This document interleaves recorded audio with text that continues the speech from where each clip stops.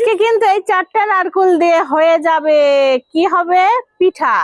অনেকদিন থেকে মন চাচ্ছিল একটু পুলি পিঠা খাবো, তো এই নারকেলগুলো অনেকদিন আমার বাবার বাড়ি থেকে নিয়ে এসে রেখেছি, তো কাটবো কাটবো করে কাটাই হয় না।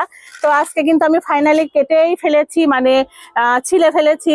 তো আজকে এখন এই নারকেলগুলো আমি সুন্দর করে কুড়ে নিব, কুড়ে নিয়ে কিন্তু আমি বানাবো পুলি পিঠা। তো পুলি পিঠা অনেকদিন থেকে আমার অনেক খেতে ইচ্ছা করতেছিল, আর এটা কিন্তু গাছ হয়ে গেছে, তাই না? আর এই গাছটা আমরা এখন এই নারকেলটা ফাটিয়ে দেখবো এর ভিতরে কেমন শ্বাস হয়েছে।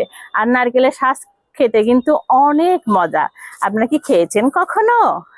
তো এখন আমি এগুলো কিন্তু ফাটাবো। তো আপনারা দেখতে পাচ্ছেন আমি কিন্তু এখন এটা কি দিয়ে ফাটাবো বলেন তো? এটা আমি কি দিয়ে ফাটাবো? এই যে আমি এখন এটা ফাটাবো, দেখি দাও তো, দাটা দাও। তো নারকেল কাটতে গেলে কিন্তু দা লাগে, তো এই যে দা নিয়েছি, এখন আমি এই শ্বাস আলাদা কাটবো, এর ভিতরে কেমন শ্বাস বাড়ায় এটা আমি আজকে দেখবো। বিসমিল্লাহ।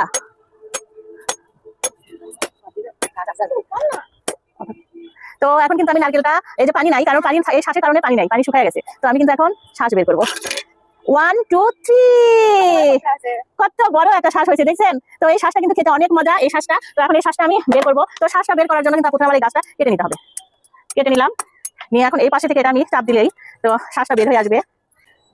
তো এই শ্বাসটা পুরোপুরি বের করার জন্য চেষ্টা, এই যে শ্বাস, এই শ্বাসটা খেতে কিন্তু অনেক মজা। খাবি বাবা? হ্যাঁ, এখানে আছো। তো আমার রহনকে কিন্তু আমি শ্বাসটা খাওয়াচ্ছি, খেয়ে দেখো। মজা, সেই মজা। আর একটু খাও। এই যে এই শ্বাসটা খেতে কিন্তু, তো আমার ক্যামেরাম্যান খাওয়ার জন্য কিন্তু শুধু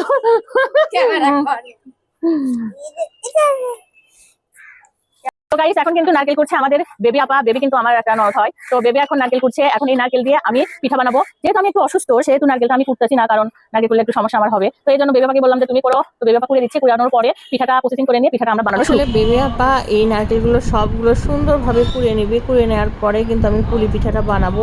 আর এই পুলি পিঠা বানাতে গেলে কিন্তু অনেক খাটনি, এই জন্য অনেকদিন যাবত বানানোই হচ্ছিল না।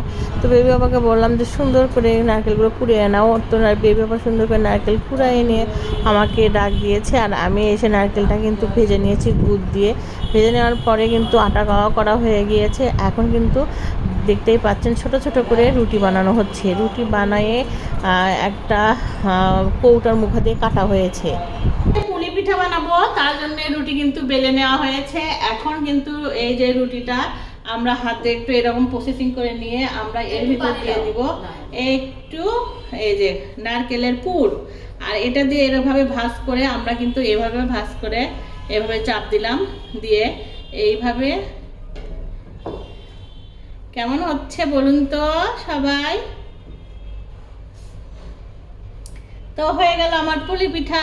এই যে পুলি পিঠা, এটা শুধু এখন তেলে ভাজবো। কেমন হয়েছে আমার পুলি পিঠাগুলো? আমি এখন এগুলো তেলে ভাজবো। ওকে, আগে সবগুলো বানিয়ে নেই, বানিয়ে নিয়ে তেলে ভাজাটা আপনাদেরকে দেখাবো। দেখছেন আমার রহন বাবা কিন্তু নারকেলের পিঠা বানাচ্ছে, কুশলি পিঠা বানাচ্ছে। হ্যাঁ, কুশলি পিঠা বানাচ্ছে আমার রহন বাবা। চেষ্টা চালাচ্ছে, আসলে চেষ্টা করাটা অনেক ভালো। দেখি, এই যে পিঠা বানাচ্ছে রহন, অনেক সুন্দর হয়েছে। আমার পুলি পিঠাগুলো সুন্দরভাবে বানানো হয়ে গিয়েছে, আর এগুলো কিন্তু অহন বাবা বানিয়েছে। তো এখন আমি লাল লাল করে একটু ভাজিয়ে নিব। তো সুন্দর করে আমি দেখতে পাচ্ছেন একটা কড়াইয়ের ভিতরে তেল দিয়ে আমি পিঠাগুলো ছেড়ে দিয়েছি, আর এগুলো কিন্তু একটু লাল লাল হলেই আমি উঠাই নেব। আর এই পিঠাগুলো মশমশা খেতে কিন্তু অনেক সুস্বাদু। তো সবাই আমার ভিডিওটা দেখবেন, লাইক কমেন্ট শেয়ার করবেন।